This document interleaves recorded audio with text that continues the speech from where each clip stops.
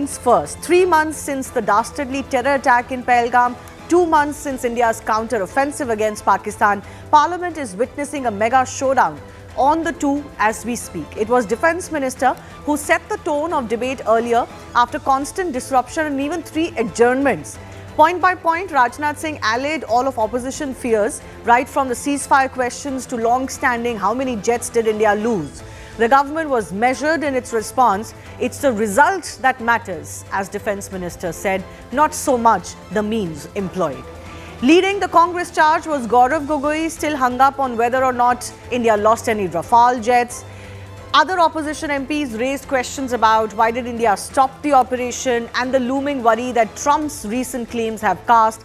Did India surrender? Did United States broker the peace deal? And why did Prime Minister not respond to those charges? A political ceasefire doesn't seem to be in sight, at least for now. Both sides continue to charge at each other. The 16-hour debate is poised to witness more action. Will the opposition eventually walk out convinced? That's the big question we're asking. We'll take that to our guests in just a bit. But first up, here are the big takeaways from the Defence Minister's statement earlier today. He made clear several things, not so much things that haven't been said in the past or we haven't been known in public, but it's important. It's coming from the Defence Minister on the floor of the House. First of all, he said that no important Indian asset was damaged during the course of Operation Sindoor. Clearly, this is the one big lie that Pakistan tried to circulate globally, but there weren't many buyers because there's not an iota of proof of any damage in India. Secondly, there were no external pressure of any kind that led to India's decision to halt the operation. This, in a way, answers opposition's question of who mediated, if at all. No military casualties reported during the operation. Of course, there were casualties that India had announced earlier across the LC. Not just this, all objectives of the operation were achieved, and therefore, this has been India's stand. Our objectives were met, which is why the ceasefire was agreed to. Importantly, Rajnath Singh also mentioned how those who were the plotters at large behind the attack were eliminated. Over 100 such terrorists were eliminated in the strikes that India conducted on the 9 terror camps in Pakistan. But the opposition doesn't seem to be on board still. Congress maintains that it is pertinent to clarify whether or not India lost any Rafale jets or not. So Gaurav Gogoi of the Congress party posing that question amongst others. Shiv Sena UBT's Arvind Sawant raised the question of the ceasefire deal, asking why was it done without any conditions. In fact, this has been a question asked by many. Why did India agree to halt the operation when it had the upper hand? And as I said earlier, the government has maintained our objectives were met, which is why that call was taken. India didn't want to take it beyond a certain point. TMC has questioned Prime Minister's silence over US President Donald Trump's repeated claims of mediating a ceasefire between India and Pakistan. Kalyan Banerjee posing that question earlier today. As I said, that debate is ongoing. Now it is clear that the debate will also continue over the next 2 days. The Lok Sabha debate will continue tomorrow as well, while a debate will also be initiated in the Rajya Sabha. But the big question that we ask is simply this. Why is opposition not convinced? It's taken much more effort, much longer to convince the Indian opposition than it has even taken to convince global experts. Why? Here's first snippets from the debate earlier today. कभी-कभी हमारे प्रतिपक्ष के लोग ये पूछते रहे हैं कि हमारे कितने बीमार गिरे। मुझे लगता है उनका यह प्रश्न हमारी राष्ट्रीय जनभावनाओं का सही से प्रतिनिधित्व नहीं कर रहा है, मुझे लगता है। उन्होंने एक बार भी हमसे यह नहीं पूछा कि हमारी सेनाओं ने दुश्मन के कितने विमान मारे रहे। देश के वो लोग ये भी जानना चाहते हैं कि ये जो 5 दहशतगर्दी जो आए टेररिस्ट, निश्चय इनको किसी ने पनाह दी, निश्चय इनको किसी ने जानकारी दी, निश्चय ये पूरा जो 1 घंटा का जो उन्होंने गोला बारूदी की, उसके बाद ये फरार हो गए। उनको फरार होने में भी किसी ने उनकी मदद की, और आज भी ये 100 दिन हो गए और सरकार के पास कोई जवाब नहीं। एक भी शब्द उन्होंने इस देश के सेना की वीरता पर, पराक्रम पर, उनके अदम्य साहस पर एक बार भी उन्होंने। अब ऐसा क्या हुआ कि उस दिन पहलगाम में कोई सशस्त्र जवान नहीं है, पुलिस नहीं है, हमारे टूरिस्ट वहां आए हुए हैं, सैलान आए हुए हैं, तो पुलिस भी नहीं है।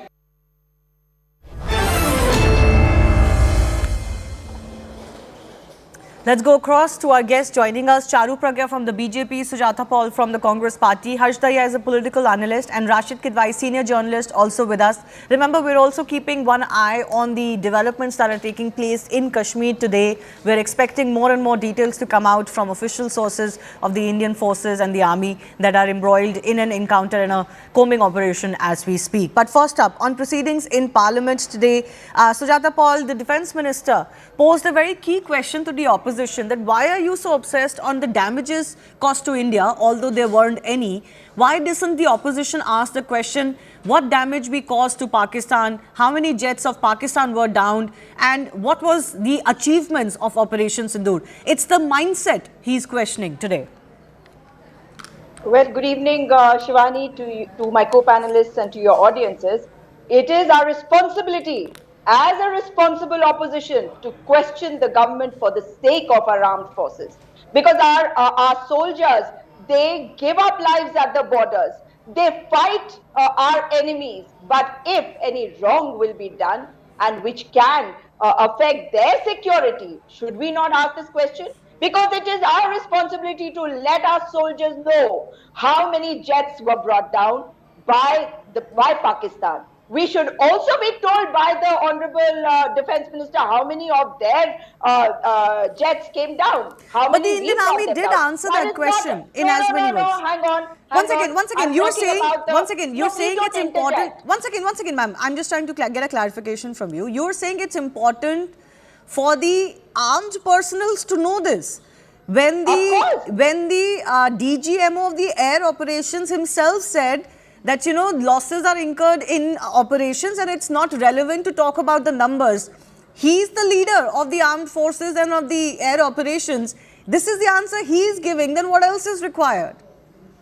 It is important that our armed forces, which comprises of soldiers who at the borders are staking their lives for our benefit, to protect us, for our security, our safety. You think we don't have any responsibility to them? But they're not asking this question. No, they have their leadership to ask this question. What are you saying? If you keep interjecting, I will not answer. No, I'm not interjecting you. I'm allowing you to speak. But I'm asking you, the main question here is, those soldiers have a leadership, right? They have the leadership to ask these questions. They're not asking these questions of the political leadership because the army has responded to this. One more example here, which came out in Gaurav Gogoiji's speech. What he said very clearly about the mother-daughter duo who were coming from Baisaran after this terror attack had started, and when they saw an Indian soldier, their faith was shaken. And they were questioning him and they didn't want to trust him. Why? Because these terrorists had worn the army uniform. These soldiers of ours, if they don't get our trust, how are they going to protect us? And therefore, it is important for them to know that the jets they are using, are they safe enough? We have 35 Rafales, right? So if we bought them, then we should be giving them importance and how they are functioning. That is the reason. And why? Because if you remember what was said in Singapore by our chief, no less, what did he say? The CDS. Yes, the CDS, sorry. When he said that there were mistakes which happened, but they are not important as to the number of jets which came down. But the fact what we did after that, that means we realized our mistake and then we... So why is that not sufficient? No, why should this be sufficient? I'll tell you because again. Because the army is speaking. I am talking about what Mr. Gaurav Gogoi said, and you will not interject the BJP spokesperson. We'll see to that. We'll see to that. Yes, now the questions being posed are for the Congress party. I'm not quite understanding what's the connection between what Gaurav Gogoi said about, I don't think any Indian citizen doesn't trust the Indian Jawan or the Indian soldier or the Indian army. So I'm not quite understanding what the point was there about why that connects to jet numbers. The CDS's statement. Once No, again, why are you trying to? No, no. Why are you trying to force words into my mouth? I haven't said that. We have said we stood by our government. We stand with our government even today. Where We did are you stand proud with your of an government? army. Shivani, can But I the come in now? once fact again, is, Charu, once again. We've got time. Just one second. no. You have interjected me so many times. Now let me complete. The fact is that this is the government which said हम घर के अंदर घुस के मारेंगे. Now Right. what are they saying? We have decided that we will attack them only up to a certain level. They said घर में घुसकर मारेंगे, अपनी जमीन वापस लेंगे. Then why did they not take POK back? Okay, This you're was the changing chance. goalposts Did now. they? I want to stick to the question I of the am jets. not. One second. I want to stick yes. to the question of the jets first. The CDS's statement that you referred to, he said initially there were some mistakes that were identified and we corrected those mistakes. All of our planes flew again and certainly all of our pilots were Yes. safe. I'm not quite sure if any military operation details will be extended greater to that. I have with me, in fact, Lieutenant General Satish Dua, former GOC 15 Corps of the Indian Army, also joining us. I do thank you, sir, for your time. And of course, Mr. Dua will be with us as we also discuss this very important Operation Mahadev, which is going on. On the issue of jets, Charu, just give me a few minutes because I want to bring in a military perspective here. On the issue of the jets question, how much more do you think any military commander or the government can reveal? Why is there a reason that the Indian government is not willing to go into details on this? Shivani, allow me not to get into the politics of Sure, it, sure. but let me just make a focus point. You see, as to the question of how many jets or how many guns or how many targets, now the point is, uh, in the army, it's an ongoing operation. In the armed forces, the bean count is not important. The outcomes are. And that's what the Chief of Defense Staff stated to some foreign channels in Singapore, which is being referred to, or the DGMO of all three services, when they briefed a full-blooded press conference here, they did speak about it, that there were some reverses, but we learned our lessons, and what is more important is the outcomes. And like you also pointed out, they said all our pilots are safe. They just gave a bottom line there. Yeah. So, to my mind, I'll just end with this. To my mind, it is not important at all. In fact, I would say it is very important that we don't bring out specifics in public domain, because they will be detrimental to national security issues. And it is better that we don't bring this out, the bean count, out in public domain, especially when the operation is only on a pause. Yes. And Charu Pragya, this is something that has been said not just by military experts, but even current military handlers and commanders, and of course the government. What do you make of the insistence that the opposition is making that, you need to give us this number? The alternative to this, the other side to this also is, Charu Pragya, what big harm if we, let's say we did lose 2, 3, 4, 5, whatever. What is the big deal if you say that, okay, these suffered some damages, they're going to be repaired, or, they're beyond repair? What's the big harm if the government reveals it? Shivani, what is said on the floor of the House and Parliament is of utmost importance because it goes down in history.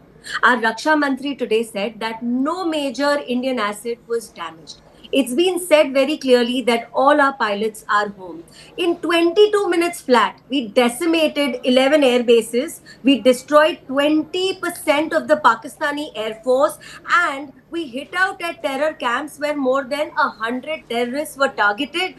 8 places these attacks were carried out, and all of this happened in a way where India made sure that it retaliated with steel. We spoke with our missiles. We didn't write letters like UPA used to write. Our diplomacy is strong, and that was established when an all-party delegation of MPs from across party lines, across ideologies, went across the world. They met world leaders and they talked about Operation Sindoor. Today, Congress conveniently has forgotten that their tall leaders has stood by what Operation Sindoor speaks about. They've completely forgotten about it. So some of the questions, forget about those delegations, but some of the questions, let's say, they may not be important for foreign governments, but they may be important for people of the country. Like some of the questions as to what happened to those terrorists. We are awaiting news. There could be some good news in store. What happened to those terrorists and why did the attack take place in the first place? Who really takes the blame of the kind of security lapses that came to light? Are those not fair questions to ask, Charu? No, absolutely. Absolutely, Shivani. And these same questions were raised at the all-party meeting right after the Pahalgam terror attack. You remember that time. The same questions were raised. What did our Parliamentary Affairs Minister say? We are going to fix things that have gone wrong. If there is any responsibility to be taken, we take that in hand. Congress at that point of time, along with their allies, claimed that they stand with the government. But did they stand with the government, or were their statements used in Pakistani dossiers against India in the UN? Weren't their statements used in Pakistani media against India in building up Pakistani narrative?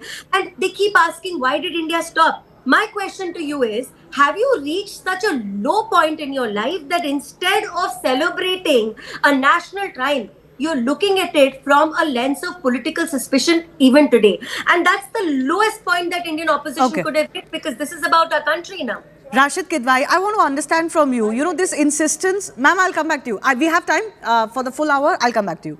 Rashid Kidwai, this insistence on how many jets, plus even the suspicion whether the current government, I mean, let's not forget the current External Affairs Minister, he was almost charged of being anti-national or a treasurer.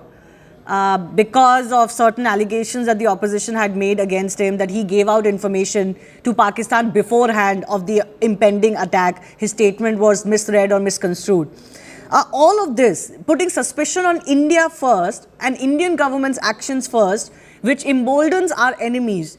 That this is the central charge that the government is making, that, why don't you ask instead how successful was it? Why don't you ask instead how many were killed in our terror camp attacks? Why don't you ask instead what damages Pakistan faced? Is that a fair critique of the opposition's stance, more concerned about how we suffered or not, rather than Pakistan? So Shivani, there is a lot of, I would say it's very unfortunate, and there is a lot of confusion.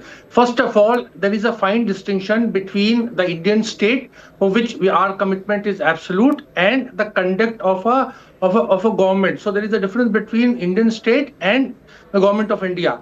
Then, more importantly, Shivani, it takes two to tango. There is a tangible sort of trust deficit between government and opposition. Shivani, when Operation Sindoor was going on, or just after that, the kind of things that were said by both sides, they were very unfortunate. There is constantly a kind of thing is there that Rahul Gandhi, who the leader of opposition, is part of, George Soros's thing about the anti-India sort of campaign. The Congress was compared with, it was said the Congress as part of, Lashkar-e-Taiba or Lashkar-e-Congress, something like, all kind of things were said. And even Prime Minister, who went to some of those, public rallies in, I remember, in Vadodara, in Ahmedabad, somewhere, some of the remarks were actually uncalled for. And of course, the conduct of opposition is highly questionable. So therefore, I think questions need to be asked, and there is a whole history, Shivani. We have seen during 1962 conflict, Atal Bihari Vajpayee asked questions. We saw in 1971 from January up to December when actual war took place, the Bharatiya Janata Sangh kept asking questions. We saw when Mumbai was under attack, Chief Minister Narendra Modi was there outside Taj holding a press conference questioning Manmohan Singh government's conduct and the way it was handled. So yeah, but some of those cases are very different. I get what you're saying, Rashid Kidwai, but those wars that you're mentioning, even 26/11 that you're mentioning, those are attacks that India suffered out of the blue. So on Pahalgam terror attack, I don't think anybody has a problem if you ask questions, the lapses, why did it happen, etc. But as far as India's very, prepared response is concerned, which is Operation Sindoor per se, on that, why should there be a doubt? No, why is government being so sensitive that any question that is asked by opposition, the opposition is dubbed as anti-national? Okay. And that is something which is very unfortunate. Charu, you are not willing to take any questions at all, any criticism, Charu, and then Harsh. No, criticism is welcome, Shivani. But what kind of criticism is used by your enemy state against you? Does Rashid ji stand by the kind of post Congress was making, whether it was that Nimbu Mirchi where you actually made a mockery of our defense assets, or that Sar Tan Se Juda post of Prime Minister Narendra Modi ji that was completely put under the carpet and the opposition has not spoken about? And I pointedly asked this question. When opposition MPs have gone to different countries in the world and they have spoken about Operation Sindoor, are you calling them all liars? Are you not standing by their statement? Or is it that your political parties are so divided, even amongst one political party, there's so much division that you cannot come to a consensus? In a state of near war, when India has been firing missiles, You're questioning India, you're not questioning the enemy state. So much so that you're piling evidence against your own country rather than the enemy country. Do you remember that victory celebration that happened in Pakistan with the cricketer Shahid Afridi, I think, roaming around with the Pakistani flag everywhere, contrasted to the Indian opposition leaders? You are actually feeling bad that India retaliated, and you forget the India, which all it did was write letters. Do you remember Sharmin Sheikh? What did you do? You delinked terror and talks. You delinked it. You actually legitimized Pakistan's terror. You legitimized it, and you don't want to talk about it today. Okay, so but Harsh, the other thing is that, see, people have curiosity and opposition is well within their right to know, okay, why was this operation seized? Why did we agree to the ceasefire? I think these are very logical questions. Fine. Due to sensitivity issues, you can't give information on how many jets, what was the damage, what kind of weaponry used, etc., etc. Fair enough. And I don't think the opposition is doing itself justice by focusing on that, because this sounds like harping on what suits enemies rather than our own interests. But why did we agree to a ceasefire? Under what conditions? Should we have not continued this operation instead if we had such an upper hand? Harsh, aren't these fair questions to ask? Shivani, I would first like to salute our brave armed forces for avenging the Pahalgam attack yet again today. They have gunned down Lashkar terrorist Suleiman Shah in Operation Mahadev today. And that is a very welcome step by our armed forces. And if you remember the previous debate that we had, I have stated clearly that these war jets are made for war. They are not for showcasing as showpieces. So fair enough, then reveal how many did we lost. We can take it, isn't it? As a mature country, can't we take on our losses and go ahead? Not at all. This is not a question of debate. This is for the armed forces to answer that how many jets were lost, what losses have we suffered. This is not for the government to decide what they will declare and what they will not. This is for the armed forces to decide. Lieutenant General Dua has clearly pointed out that the DGMO of our armed forces have stated like what the losses were, and they don't want to go into the numbers. Why can't the opposition respect that? If the armed forces were comfortable with revealing the numbers, they could have done that, because this is not the prerogative of the government to decide what kind of numbers and what kind of losses or what kind of strategic achievements that we achieve. What about the ceasefire conditions, or the, not just the conditions that Pakistan was put to, but the overall conditions that existed, who all, got into this whole back and forth? Yes, US certainly called us, US certainly called Pakistan. They were very interested in calming the tempers on both sides. Why can't the government talk more about this? Maybe the External Affairs Minister will get into this. See, I don't understand, and I don't remember since when did Indian opposition and Indian ruling parties start paying so much attention to what US president or any other president or any president of any other country is saying. Trump also claimed that Indian opposition is being held by George Soros to defeat Mr. Modi. So should we get into the investigation of that as well? Should these investigation agencies investigate that issue as well? Because if we are trusting Trump on this India-Pakistan ceasefire issue, then we should trust his other statements as well. We cannot be selective. And who's leading? Let me put forward one point, Shivani. Who's leading the charge in Lok Sabha for Congress? That's Mr. Gogoi. And let me show the viewers who Mr. Gogoi is sitting with. He's sitting with the Pakistan High Commissioner. And Assam's when is that picture from? It's from a couple of years back, but they really need to clarify. No, why don't you take action against him if that is the case? If there's something wrong. Sujata ji, is it a fake picture? Will you clarify? Is it a fake picture? Is it a fake picture? To me. Is it a fake picture? For the government to decide, or you are part Shivani, can I come in? One second, please. One second. Who are you? Sorry, I'm unable to hear. Why are you making these allegations? How dare you make these allegations? The Prime Minister went to meet Nawaz Sharif.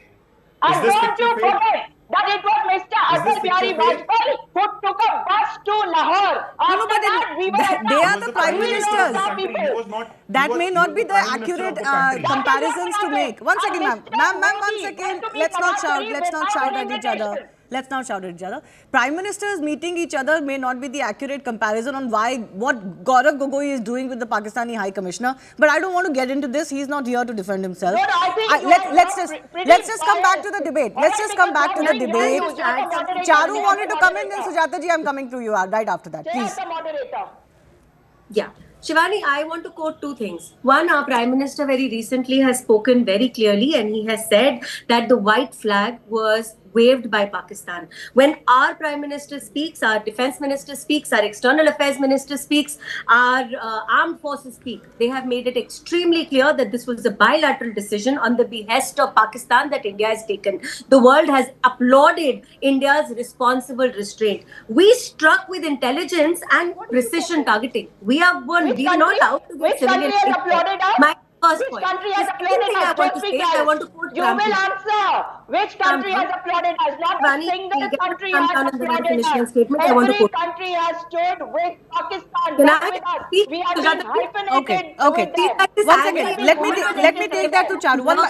Let's do this one by one. Sujata ma'am, I'm coming to you. Charu, I think the opposition's criticism has been we haven't really been able to win diplomatic support of the kind that we should have had after this recent Pahalgam attack. We haven't been able to get that kind of diplomatic support. Charu. So we have got diplomatic support from 120 countries, Shivani, and that is on record. It is on record in their tweets, in the statements made by them, in all the countries visited by the multi-party delegation. The quote that I was trying to tell you from President Trump is what he made in Abu Dhabi. He clearly said that I wish I could take the credit for the ceasefire between India and Pakistan. I wish I had done it, but I had not. So President That's one Trump, out of 20 other statements. Let's be fair. But he is back and forth and he says a million things about everything, right? Can I take that to Sujata ji? Before I have to shift very quickly our focus on the other operation that is currently going on. But before that, Sujata ji, the question that the government or others are asking is that why are you fixated on what Donald Trump is saying? He's not really known to make very measured statements. Yeah, he's known to say things that come out to be inaccurate, if not completely false later. So why hang on to his word when Indian Army, Indian Defence Ministry, External Affairs Ministry, Prime Minister all have contradicted what he has said? Not the Prime Minister. That is exactly what we've been saying. He has. No, please. Update please. yourself, Sujata. And everybody is tired of this angry young woman. Okay, let's not get personal with each other. Let's one second, one by one. Sujata ji, one by one, please calm down, She's the one who's getting personal. Okay, let's not make comments at each other. Let's make comments on the subject, please. Yes. No, this is the habit of the BJP. That's their problem. The Prime Minister has, in a way, responded to the criticism on the Donald Trump statement. He may not have made, named the US president, but in his stature, he's possibly not going to do name calling, right? We must remember that we are a country that leads in the population data in the world. And when you have people looking up to the Prime Minister, because he's not the Prime Minister of only the BJP, he's the Prime Minister of the country, he's my Prime Minister, your Prime Minister, everybody's. And if he does not refute the charges that are being made by Mr. Donald Trump, our faith is questioned. And our faith is in our Prime Minister. And if he once were to take the name of Mr. Donald Trump and say that no, what he is saying is incorrect, and I have clearly made the statement now that he was not responsible for the ceasefire, the country will trust him, believe him. And we all want to do that. That is the reason why we wanted to say this. Secondly, if you remember, the targets which were made and which were destroyed, please remember we started with 21 targets. We came down to 9 or 11. Now the 5 terrorists have not been brought down till now. Nobody knows where they are. And if you remember, there was a BJP spokesperson on your channel who in your program said that we have brought down 1 terrorist, and that was a lie. Now coming to what has happened immediately after this attack and after Operation Sindoor started. You saw World Bank giving a loan. You saw IMF giving a $1 billion USD loan. Then they also got one loan of $800 million from ADB and $40 million from World Bank. Now, if if that is happening, that means they are going to strengthen those very areas that we were destroying. And if you remember, they were removed from FATF in 2022. Now they've got a position, a place over there. So these are questions which are going to shake our faith. Fair enough. I think those are indeed the questions that the External Affairs Minister could very well get into. I do request all of our guests to just stay with me, because on the question of whether the Pahalgam terrorists have been gunned down, if, when, etc., we don't quite have a confirmation, but at least 3 terrorists believed to be of foreign origin, that is Pakistani origin, were killed in a fierce gun battle with security forces in the forest of Harwan near Dachigam in Jammu and Kashmir earlier today. Not confirmed if the 3 slain terrorists were involved in the April 22 Pahalgam attack, but it's quite likely. It is believed that at least Suleiman alias Musa is one of the slain terrorists, and he is the mastermind of the Pahalgam attack. Security forces launched this massive operation to track down the perpetrators of the attack that left 26 dead, mind you. And intelligence inputs over the past month had suggested that terrorists might have moved towards Dachigam area, which is around 20 kilometers from Srinagar's city centre. Here's what we know. The encounter was underway in Harwan area near Dachigam National Park in Srinagar. Operation is still underway. At least 3 foreign terrorists have been gunned down. Intel sources have informed that the slain terrorists were involved in high-profile attacks previously. Which one? We are waiting to hear from official sources. In fact, one of the slain terrorists is believed to be the one that is involved in the Pahalgam terror attack, and that is the one Musa that I'm talking about. So, who is this Musa exactly, and why is his elimination very crucial for us? This Hashim Musa is a Pakistani terrorist believed to be one of the attackers and planners of the Pahalgam attack. Big win for India because he's a former regular of Pakistan Army's para forces. Sources say Musa may have been asked by Pakistani Army's Special Service Group to join LET and strengthen the terror outfit's Kashmir operations. This hereby reinforces India's claims that terror from Pakistan is not a non-state actor kind of an activity. It is very much backed by Pakistan. It is believed that he infiltrated into India in September 2023 with his area of operation primarily in Kashmir's Budgam district near Srinagar. Coupled with Operation Sindoor, his killing will showcase India's firm stance on cross-border terror. Immediate effect until Pakistan credibly and irrevocably abjures its support for cross-border terrorism. 2. The integrated checkpost Athari would be closed with immediate effect. 3. Pakistani nationals who are travelling under SARC visa exemption scheme will no longer be allowed to do that. 4. The defence, naval and air advisors of the Pakistani High Commission would be declared persona non grata. And 5. The overall strength of the High Commission would be brought down to 30 from the number of 55. It was very clear, Honourable Speaker, sir, that after this first set of steps approved by the Cabinet Committee on Security, that India's response to the Pahalgam attack will not stop there. Our task, from a diplomatic perspective, from a foreign policy approach, was to shape the global understanding of the Pahalgam attack. What we tried to do was to bring out to the international community Pakistan's long-standing use of cross-border terrorism.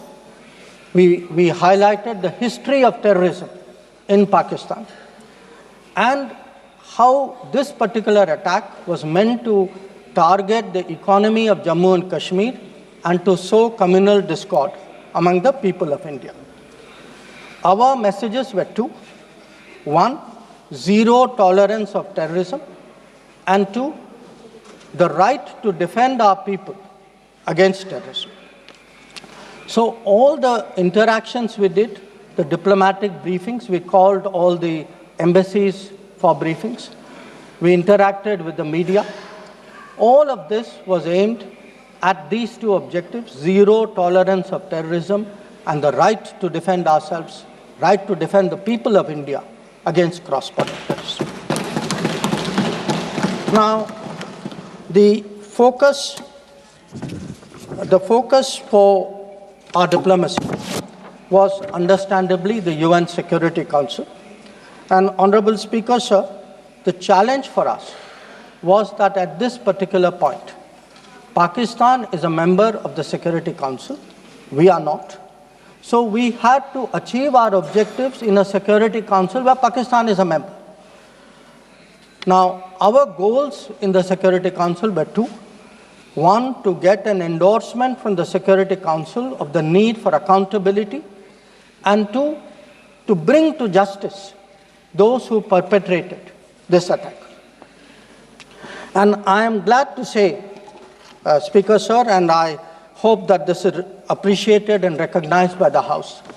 If you look at the Security Council statement of 25 April, the members of the Security Council condemned in the strongest terms the terrorist attack.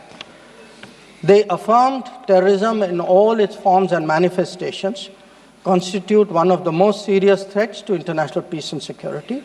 And most important, the Council underlined the need to hold the perpetrators, organizers, financiers, and sponsors of this reprehensible act of terrorism accountable and bring them to justice. I highlight this, Speaker, sir, because this statement of the UN Security Council resonated throughout the international community. So when many honorable members asked today, where was the world on Pahalgam? I think the answer is there. The answer is there in a Security Council statement which says hold them accountable, bring them to justice, and that is exactly what we did through Operation Sindoor. Now, I also want, Honorable Speaker, sir, through you, to bring to the attention of the House a very interesting development pertaining to the TRF, the Resistance Front. When the Security Council was debating this on the 25th of April, and TRF had twice claimed responsibility for the Pahalgam attack, Pakistan defended the TRF. Pakistan tried to get any mention of TRF excluded, and in fact the Pakistani foreign minister told his parliament that this is a great diplomatic achievement. Now, I mention it because today, again, thanks to our diplomacy, the TRF has been designated as a global terrorist organization by the US government, and the same Pakistani foreign minister who took so much pride saying, I defended the TRF, says, well, now if the US has done this, we accept it. So that is where the Security Council issue stood. If I could then, sir, move on to the diplomacy from 25th of April till the commencement of Operation Sindoor. During this period, there were obviously a number of phone calls, a number of conversations. At my level, there were 27 calls. At Prime Minister, I think almost 20 calls. About 35, 40 letters of support came in. And what we tried to do was to create a narrative, prepare the diplomacy for the launch of Operation Sindoor. And the result of that diplomacy, Honorable Speaker, sir, there are 193 nations of the members of the United Nations. 193. Only 3, apart from Pakistan, opposed Operation Sindoor. Only 3. If you look through this period, and I would be very happy to share with the House the exact positions of various governments, overwhelmingly, there was recognition that terrorism is unacceptable, that a country which has been attacked has a right to defend itself, and that India was doing exactly that.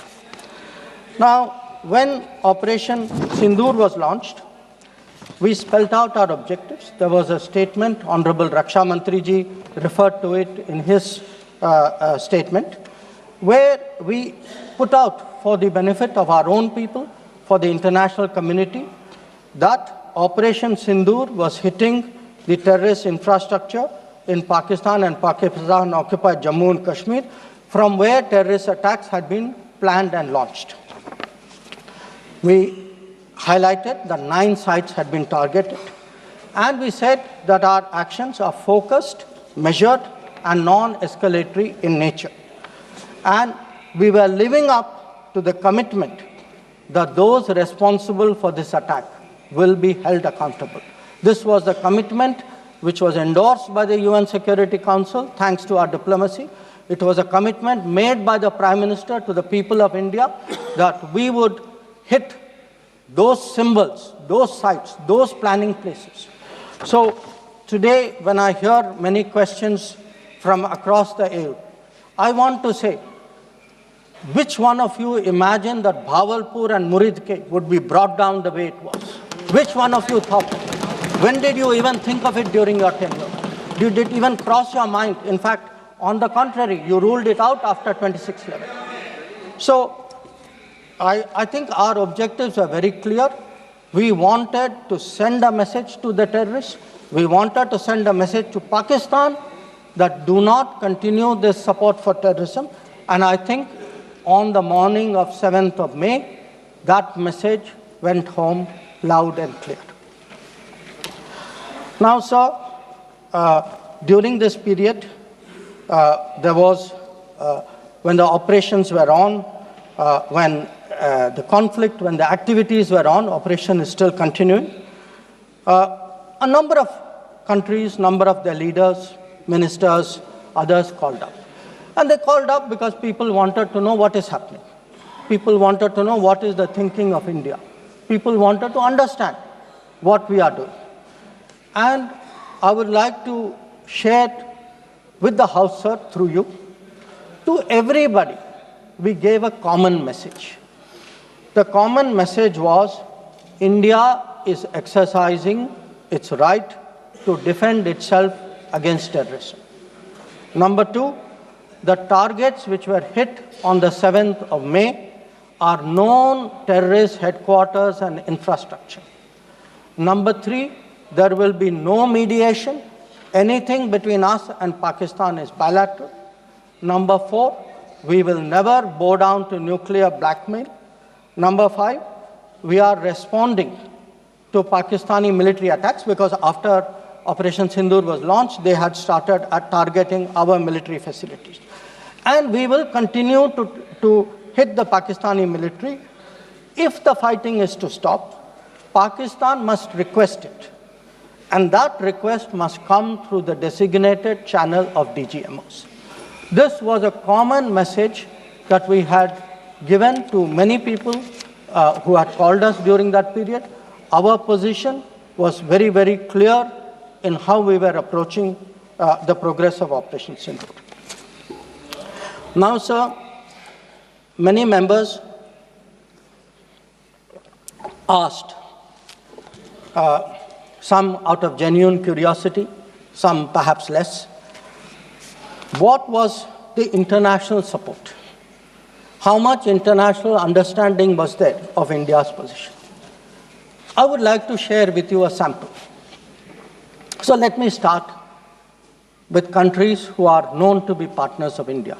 Quad.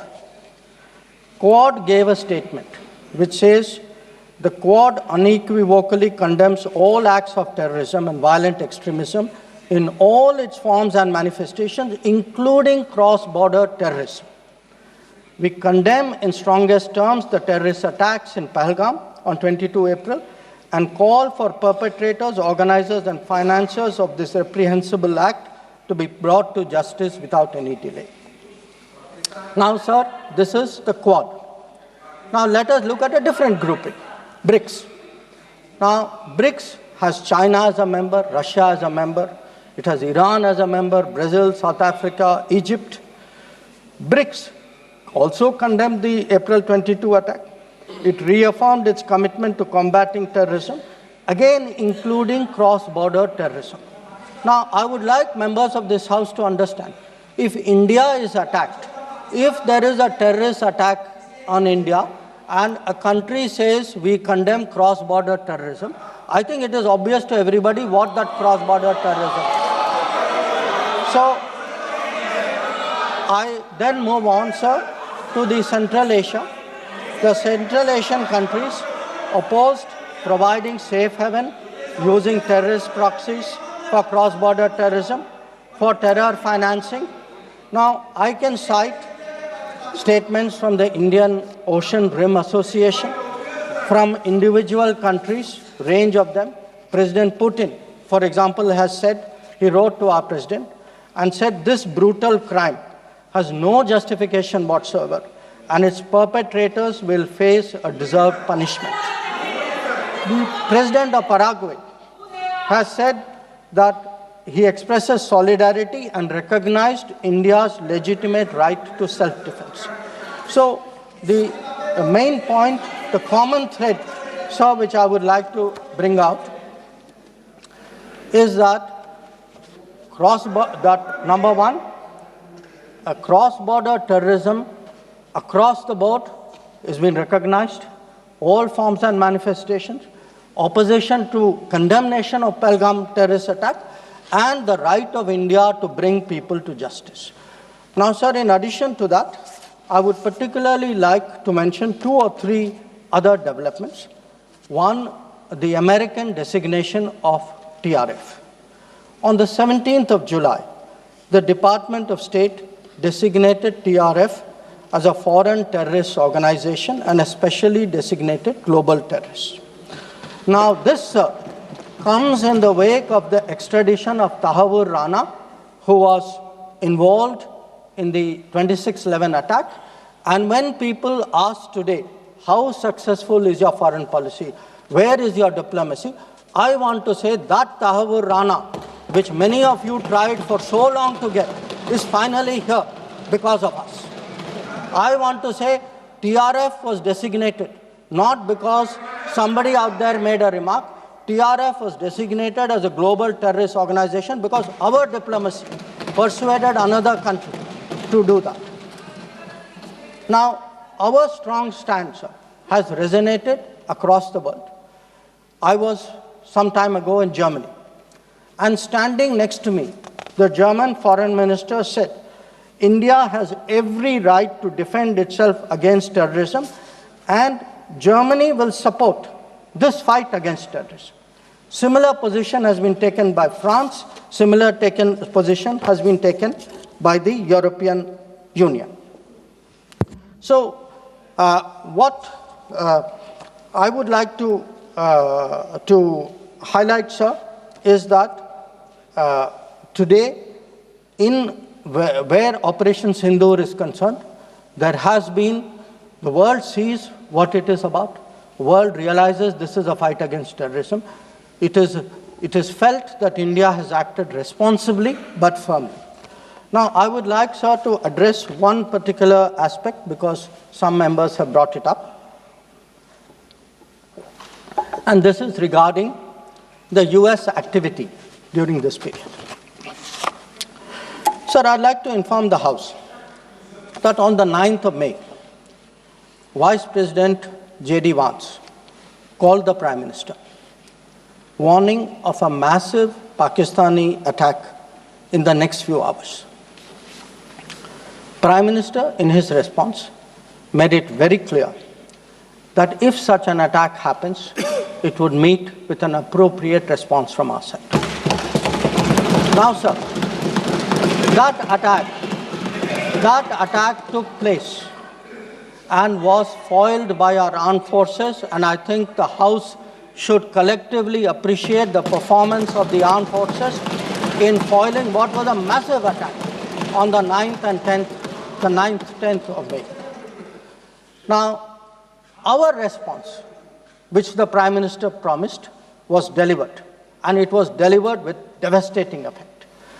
I don't have to say anything. Every member has seen satellite pictures of Pakistani airfields. You can see from the state of those airfields, which shown by the pictures, what was our answer. Now, on the 10th of May, we received phone calls sharing the impression of other countries that Pakistan was ready to cease the fighting. Our position was, if Pakistan was ready, we needed to get this as a request from the Pakistani side through the DGMO channel. That is exactly how that request came. Now, I want to make 2 things very clear, sir. One, at no stage in any conversation with the United States was there any linkage with trade and what was going on. Secondly, there was, please listen. Secondly, there was no call between the Prime Minister and President Trump from the 22nd of April when President Trump called up to convey his sympathy, and the 17th of June when he called up Prime Minister in Canada to explain why he could not meet. So I would again, मैं इसको दोहराता हूँ, 22 अप्रैल से 17 जून तक। माननीय अध्यक्ष जी, मेरी एक बात की आपत्ति है, भारत देश का शपथ लिया हुआ विदेश मंत्री यहाँ स्टेटमेंट कर रहा है, उस पर भरोसा नहीं है, उनको किसी और देश पर भरोसा है। मैं समझ सकता हूं उनकी पार्टी में विदेश का महत्व क्या है, मगर इसका मतलब ये तो नहीं है पार्टी की सारी चीजें यहाँ सदन में आकर थोपे। भारत के विदेश मंत्री पर भरोसा नहीं करोगे? ओथ लिया हुआ व्यक्ति यहाँ पर बोल रहा है, ही इज रिस्पॉन्सिबल। माननीय अध्यक्ष जी, इसीलिए ये वहां बैठे हैं और 20 साल तक वहीं बैठने वाले हैं।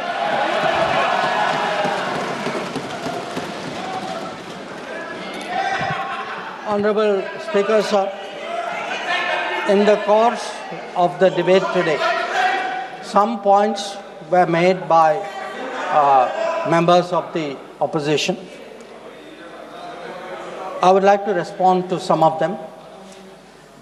We were asked, why did you stop at this time? Why did you not go further? Please see who's asking this question. This question is being asked by people who after 26/11 felt that the best action was inaction. Now I would like sir to read out, because one member said, nowadays BJP members like reading from books. You get the truth in books.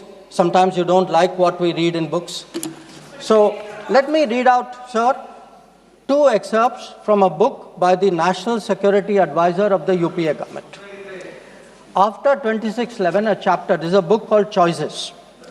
He says, on sober reflection and in hindsight, I now believe the decision not to retaliate militarily, but to concentrate on diplomatic, covert and other means was the right one for that time and place. This is what he says.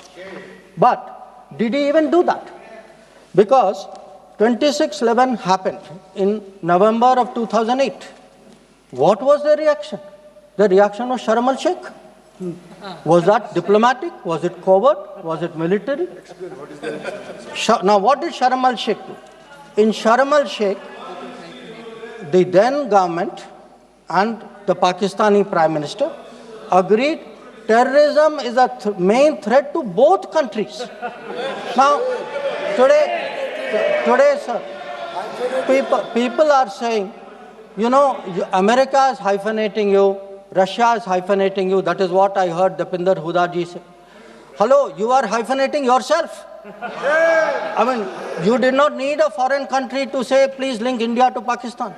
Your own government was saying, India and terrorism is a main threat to both countries. And then they said, terrorism should not be linked to the composite dialogue. And worst of all, they accepted a reference to Baluchistan in that.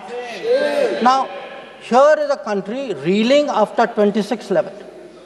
And you are equating Baluchistan and 26/11, what happened in Mumbai?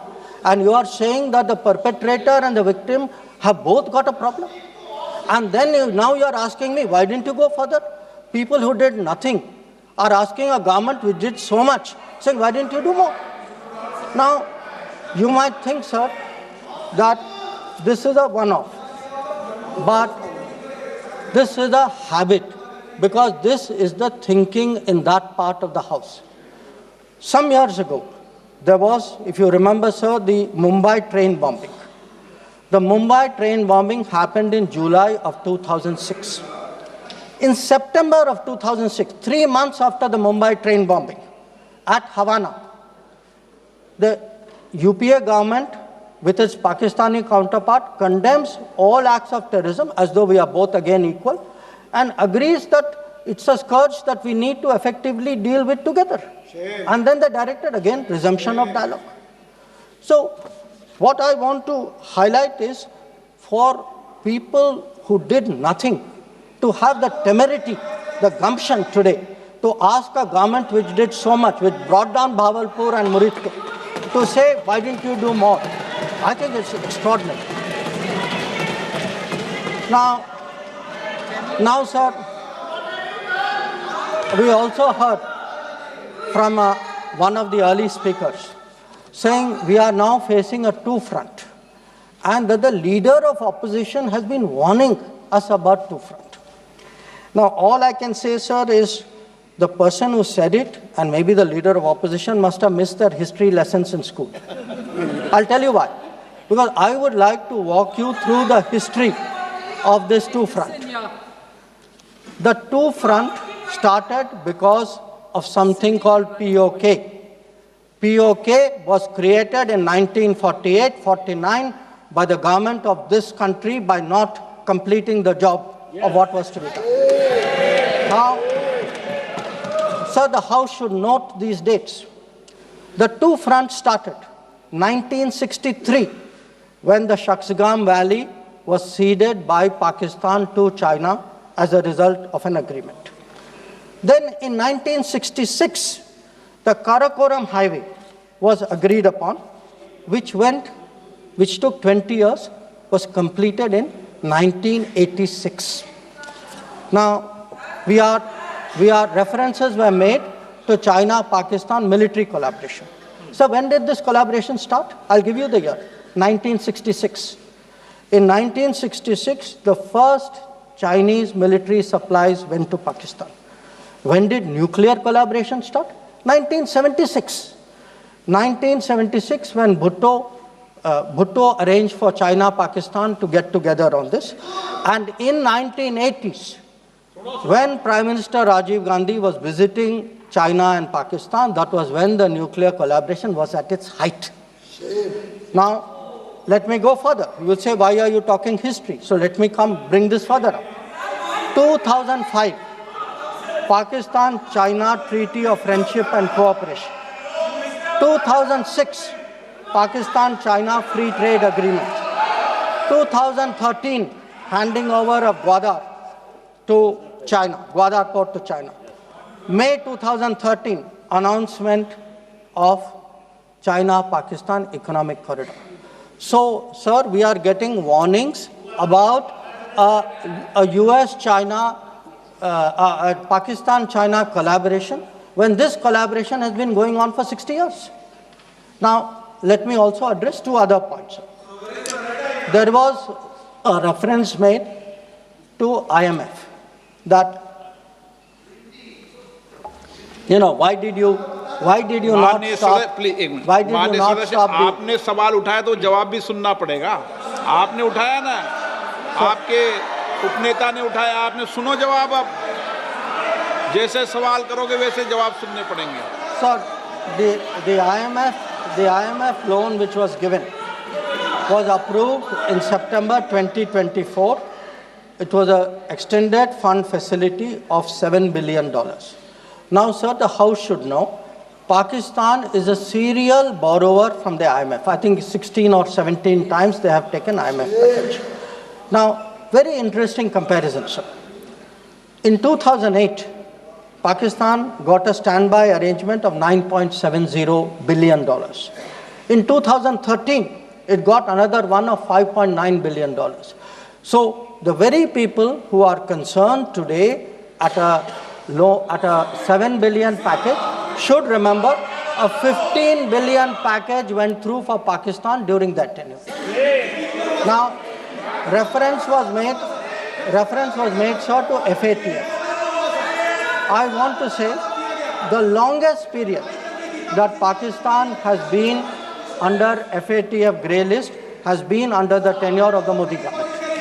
During the Modi government, from 2018 to 2022, 1,576 days, Pakistan was in the grey list. Yes, they were in the grey list earlier also. I am not denying that. It was for a shorter period. But I again want the House to appreciate that the FATF meeting in May 2025 has kept Pakistan in the enhanced follow-up category, recognizing that the compliance of Pakistan is only partial. Now, sir, so much for Pakistan. Some members also raised issues pertaining to China. So I would like to spend a few minutes on that. So I would first like the House to appreciate, because today we are getting these lectures saying China is a great danger, China, Pakistan are together, we are warning you. So what does the Congress party really think about China? Don't go by what they say. Let us see what they did. In 2005, China was designated as a strategic partner during Prime Minister Wen Jiabao's visit to India. Strategic partner. And there is a concept, very famous concept called Chindia, sir, a belief that China and India have common interest. And the main proponent of Chindia is the party spokesman of the people opposite. Now, some mention was made about visits, including my visit. Yes, I went to China. I went to China to make our position very clear about de-escalation, about trade restrictions, and about terrorism. I did not go to China for the Olympics. I did not go to China for secret agreements. I did not go.